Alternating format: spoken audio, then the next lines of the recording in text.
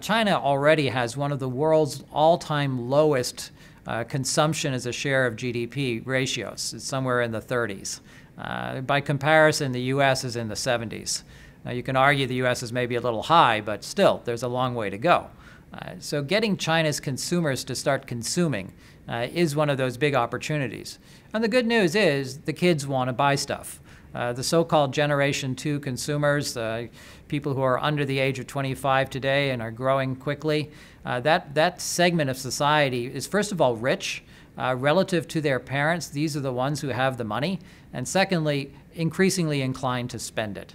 And so we think that those G2 consumers by the mid-20s, 2020s, they will account for 30, 40% of consumption spending. So now where does China go from here?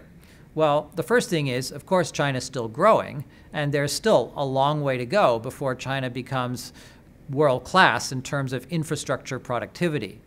Logistics costs as a share of GDP, the amount of cost that it takes you to ship something from A to B, including the cargo and including the financing and including the administration. In China, that's about 12 or 13% today. It's down from 14 or 15. But by comparison, the United States is about 5. So there's a long way to go before China reduces its logistics costs to the level of the continental United States.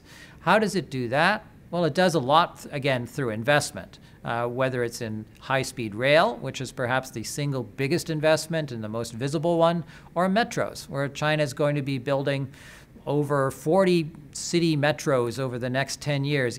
It's an incredible investment, which will only pay off in 30, 40, 50 years through greater productivity of the city. So these kinds of things are great upsides. They're great upsides for the medium term. In the short term, they represent a large allocation of capital, which in turn needs to be done as productively as possible. Government is going to have to also rethink its role in society. That's partly because government per se has been very good at getting things done, but nobody really asked the question, how well are they doing it? Now there's this real challenge to government to do more with less. There is going to be a slower growth in tax revenues. There's going to be a greater cost to the services it provides. It needs to rethink its own processes.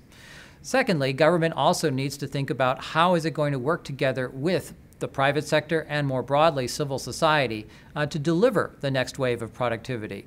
Productivity which can only come through greater innovation, by providing the sources of that innovation to the private sector, and by working together to build the long-term assets, both physical and virtual, that are needed for knowledge to disseminate throughout the economy. So the government is going to have to rethink the playing field with the private sector.